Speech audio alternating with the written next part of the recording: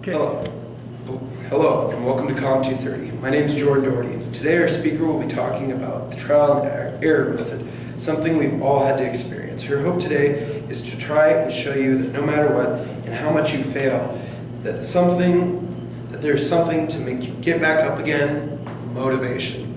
Speaking on living beyond what is expected of you, ladies and gentlemen, Deja Brown.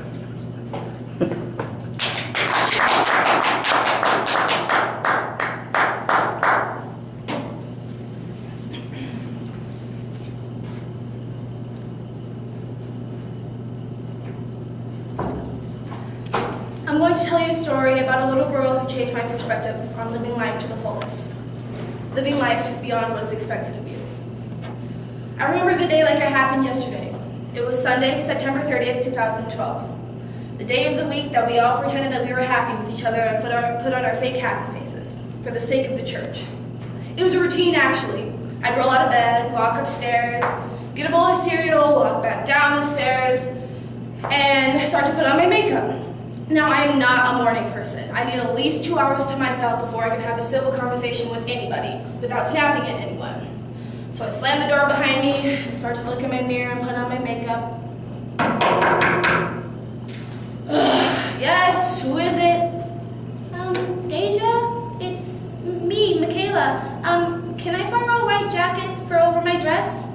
Oh my God, Michaela, no, go away. Like, you're 8 years old. Like, what makes you think you're gonna fit into my clothes? Leave me alone. Oh my God. Okay, sorry. Those were the last words I said to her before she became different. This is a picture of her. Michaela, let's go, yelled my dad from up the stairs. We gotta go now or else we're gonna be late. They had a routine on Sunday as well. So Michaela and my dad, they ran a church bus route together. My dad would drive the church bus, and Michaela would go to her friends' doors and knock on the doors. They would pick kids up that wanted to go to church and then take them home afterwards. Well, there was this particular stop on the bus route that was my little sister's favorite. It was her best friend's house, Madison. So just like every Sunday, my dad would pull the bus over, and Michaela would go out and get her friend. So this was the last stop of the route before they headed to church, and they were already running behind on time.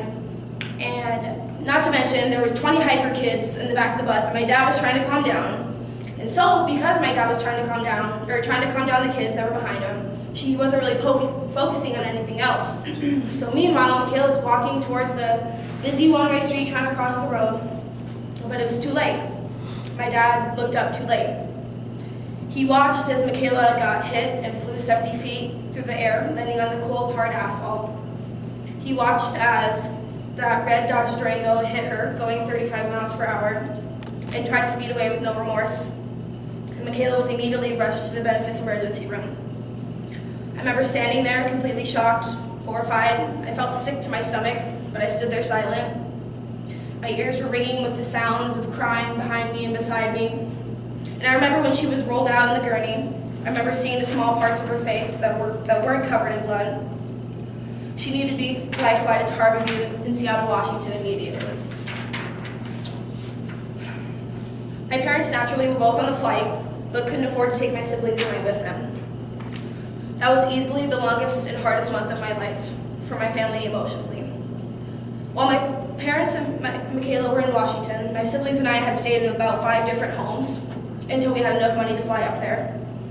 And I remember when we got up there, I remember the doctors telling us that she was never going to be able to walk or talk or anything again. She was pretty much just going to be, his words, a vegetable. I remember going to the hospital and looking to her eyes, desperately trying to find the sparkle that I saw before, and then not finding it. And I remember almost losing hope, but there was something about her when I looked into her eyes, something that made me keep just that thread of faith. And sure enough, months after months and months of extensive surgeries, physical therapy, and thousands upon thousands of dollars, an incredible amount of faith and prayer, Michaela's doing better than anyone ever thought that she would. Michaela is currently still living life beyond what is expected of her. Today, Michaela Brown is now 11 years old and continually getting crazier and crazier every day. I can even see the sparkle coming back in her eyes when she smiles. So, I'll ask you to do this one thing. Do more than just exist. Live your life to the fullest. Find your motivation to keep on going, and live life beyond what is expected of you. Teddy Roosevelt once said that we must dare to be great, and we must realize that greatness is the fruit and sacrifice of high courage.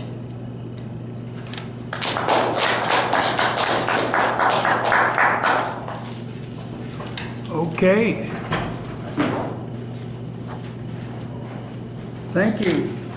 I didn't want to interrupt, so I waited in the hallway. Okay, thank you, Deja.